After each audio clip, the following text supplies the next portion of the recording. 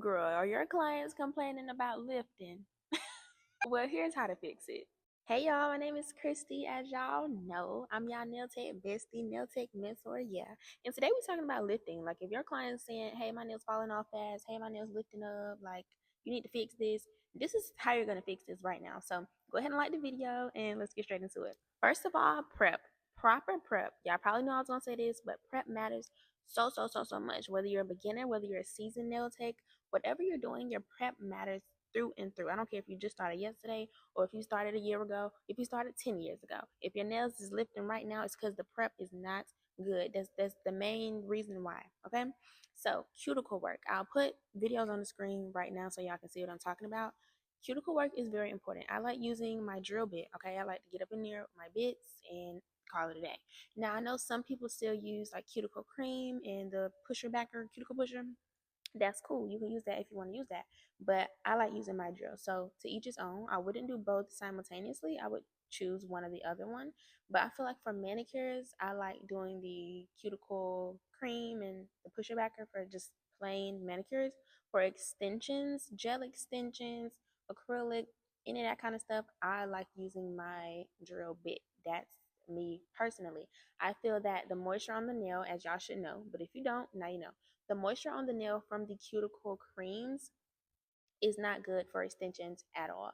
Now, for manicures, I do feel that the gel kind of does last long even when you use the cuticle creams, which is interesting. But acrylics and gel extensions and things like that do not last with that stuff. Okay, you're gonna have to dehydrate real good if you're using it for gel X and acrylic. So if you don't have drill bits yet, I'll make sure I link everything in my Amazon storefront. It'll be linked in the description box so y'all can check it out. For all the products I recommend for beginners, intermediate, all the drill bits I use, everything, all the gel extensions, everything I use in the description box below. So check it out. Now, back to dehydrating.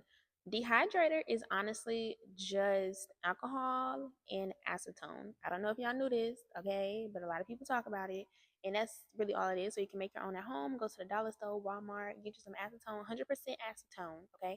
Don't get the one that say nail polish remover that's purple and pink and all them colors. No, ma'am. 100% acetone. And then I like to use the highest alcohol. I think it's like 90 something percent. I know they also got like 70 something percent alcohol. So get the highest one. You can mix them. I don't mix them. I keep them separated, but you can still mix them if you want to, and then dehydrate that way. Use a lint-free wipe, and you should be good. Also, brands have their own dehydrator, but this is basically what the dehydrator is. Now, primer. Okay, we know you have to go on with that primer. That's just what you have to do. But there are some primers that are better than other primers. So I personally like the Mia Secret primer. I feel like for beginners, intermediate, whoever, that primer is so freaking good. Like it lasts at least 4 weeks. Your nails will last at least 4 weeks with that. Honestly, if you don't hit them, all that kind of stuff, 4 weeks. Okay, I have seen it happen numerous of times. So get on that. Okay, I'll also link it below in my Amazon storefront. And then also the Young Nails primer is really good. I know a lot of people talk about it. I'll post more about it on my Instagram too. So if you're not following me on Instagram, go follow me on Instagram. Claws by Christy. But yeah, the Young Nails primer is also tea. Now, a lot of people talk about the No Lift Nails primer. I talked about this previously in one of my other videos. I personally do not like it. It is an acid-based primer. I don't like those. I like non-acid primers. And I also feel like it doesn't last as long as the other two I just mentioned. So you try it out. You let me know what you like the best down in the comment section. But for me, those are my top two. Your retention is going to be so good. So if you're not yet using those products, you need to grab them. Now let's talk about application. Let's talk about nail types and why this really matters. So you have to get your application and not your strategy, but I guess your strategy correct for clients with specific nail types. So people love to say, oh, your nail beds are oily, so your nails are falling off. I personally don't agree with that. If the nail beds are oily, it's because you left them oily. You didn't dehydrate them good enough. You probably used too much oil and creams and butters during the massage and manicure phase. No, ma'am. It's probably you. It's probably you. Now, people can have like oily skin or not take care of their nails. That's cool, but it's probably you as a nail tech. Okay, let's start there. So the right application types is important because If I have flat nail beds and then another client has curved nail beds, I wouldn't do the same type of gel extensions on both of those clients. One would be sculpted and one would be regular. So that's one thing to think about. Also, with acrylic application, some nail tips fit certain nail beds and some nail tips don't. Some nail tips are universal and some nail tips aren't. So the foundation is very, very important on the type of client that you're working with. Some people have really small nail beds, some people have bigger nail beds. I know for me, my nail beds are a little bigger. They're not really super, super small like some of the clients I have who get like manicures and short nails, but pay attention to your client, okay? Know what their nail bed looks like. Know where y'all going with this. Like if they got really small nails that's a little bit damaged, why would you put XL nails on them? No. If you know they don't do good with acrylics and their nails always break off, why not tell them to get a gel service instead?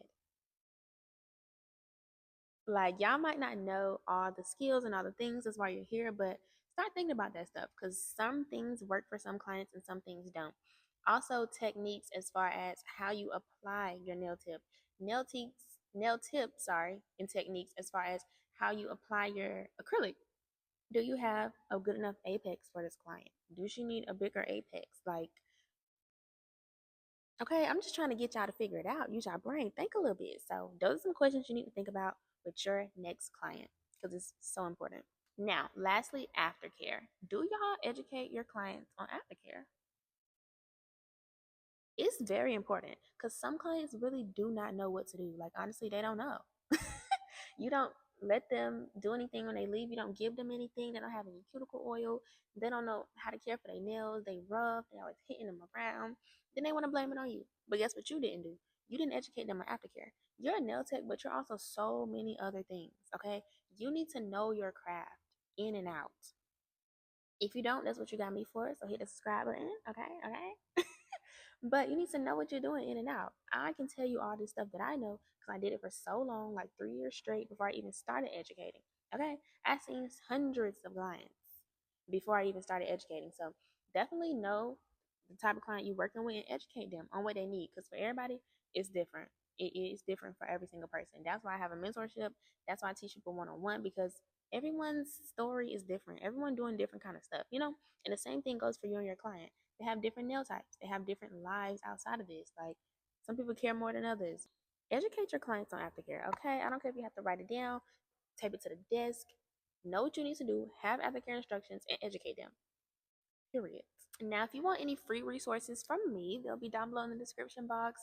Also, all the products I mentioned today in the description box. And if you don't see it, comment below so I can add it, okay?